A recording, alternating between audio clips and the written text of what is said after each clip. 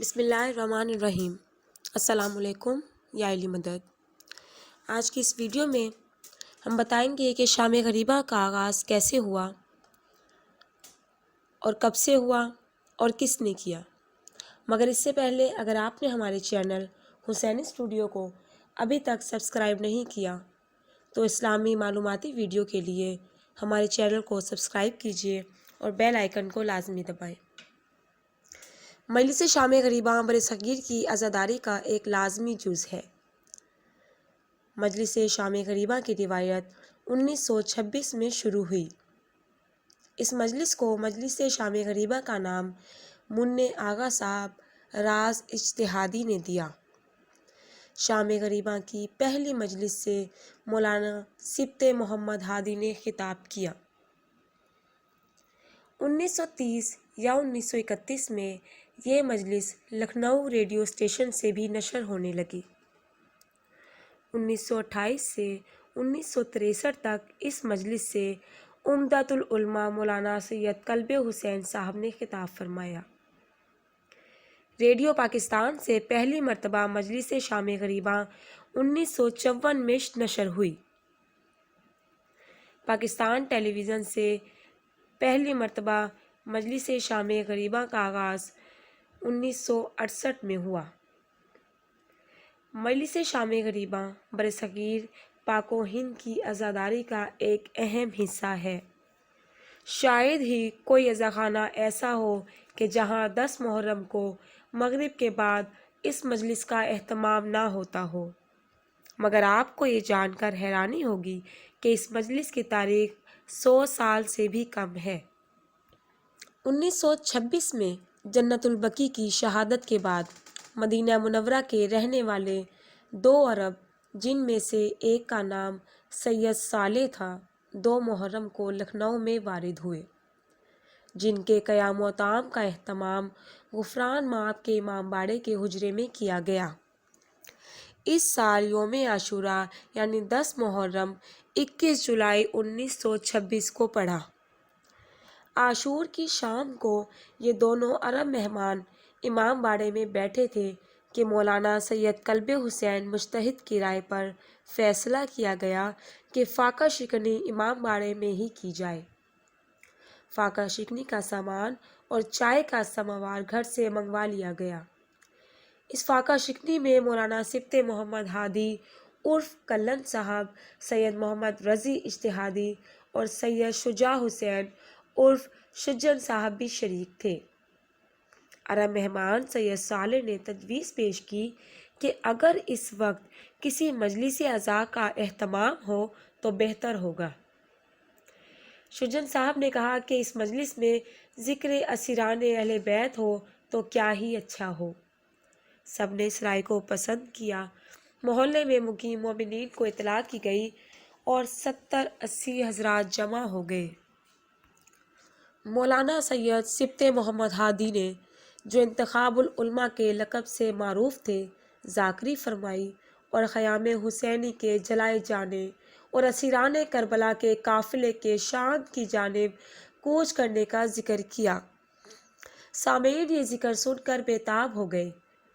مولانا club حسین صاحب نے مجلس کے بعد فرمایا کہ یہ مجلس جس کی آج ابتدا ہوئی ہے ہر سال اسی مقام پر اور اسی وقت برپا ہوا کرے گی۔ چنانچہ دوسرے سال بھی اسی دن اور اسی وقت پہ مجلس برپا ہوئی اور مولوی صاحب اور مولوی کبن صاحب زیب منبر ہوئے۔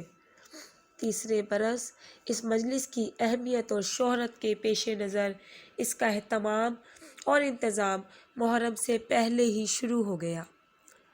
خاندان کے ایک بزرگ منع آغا صاحب راز اجتہادی نے تجویز پیش کی کہ اس مجلس کا نام مجلس شام غریبہ رکھا جائے۔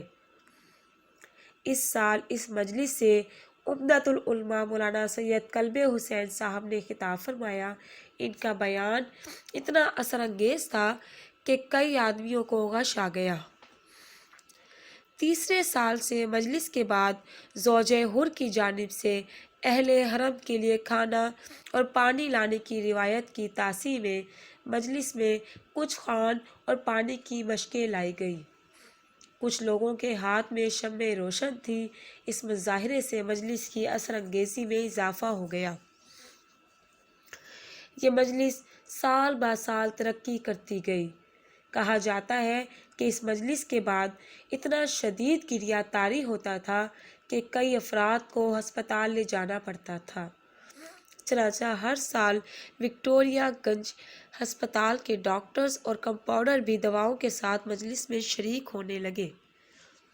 مجمع کی کثرت سے امام باڑہ غفران مآب کا وسیع صحن تنگ پڑنے لگا۔ رفتہ رفتہ یہ مجلس ہندوستان کے دوسرے شہروں میں بھی منعقد ہونے لگی اور راج کمار محمود آباد کی کوششوں سے 1930 یا 1931 میں یہ مجلس لکھنؤ ریڈیو اسٹیشن سے بھی نشر ہونے لگی۔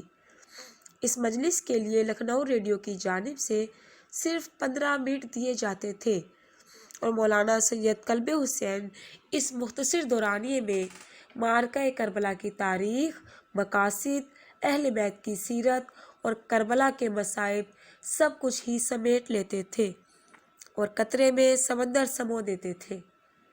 مجلس کے نشر ہونے کے بعد تمام عزاخانوں میں یہ انتظام کیا جانے لگا کہ اس مجلس کے وقت عزاخانے کی روشنیاں گل کر دی جائیں، فرش اٹھا دیا جائے اور بجائے ذاکر کے ریڈیو رکھ دیا جائے۔ ہر امام باڑے میں ذاکر کی عدم موجودگی کے باوجود وہی اثر انگیزی قائم ہونے لگی جو غفران مآب کے امام باڑے میں براہ راست سننے والے سامعین پر ہوتی تھی۔ مولانا سید کلب حسین صاحب اپنی زندگی کے آخری محرم 1963 تک اس مجلس سے مسلسل خطاب کرتے رہے۔ اس مجلس کی مقبولیت دیکھ کر ریڈیو کے ذمہ داروں نے اس کا دورانیہ نصف گھنٹہ کر دیا۔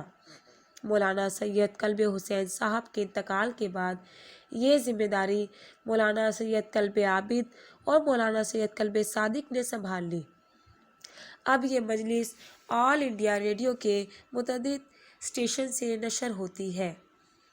قیام پاکستان کے بعد 1954 کے لگ بھگ سید نجف حیدر جعفری نے ریڈیو پاکستان کے ڈائریکٹر جنرل Z. A. بخاری کو ایک خط تحریر کیا اور ان سے درخواست کی کہ مجلس شام غریبہ کا یہ سلسلہ ریڈیو پاکستان سے بھی شروع کیا جائے۔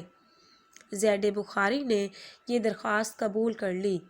چنانچہ 10 محرم 1374 ہجری بمطابق 9 ستمبر 1954 کو یہ ریڈیو پاکستان سے بھی مجلس شام غریبہ کی اس روایت کا آغاز ہو گیا اور شام 7:45 پر بڑا امام باڑہ کھارا در سے علامہ رشید ترابی کی مجلس شام غریبہ براہ راست نشر ہوئی۔